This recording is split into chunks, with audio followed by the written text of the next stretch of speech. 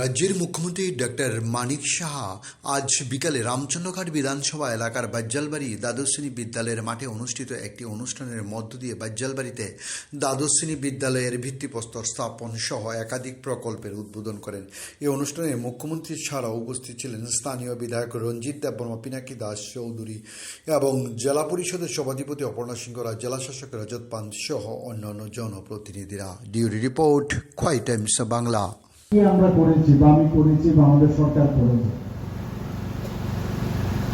আপনাদের অবগতির জন্য জানাচ্ছি আমি যে 2023-এর পরে এই রামচন্দ্র ঘাটে এখন পর্যন্ত 151.93 কোটি টাকা দেওয়া হয়েছে বিভিন্ন প্রকল্পের উন্নয়নের জন্য। 151.93 কোটি দিয়েছি।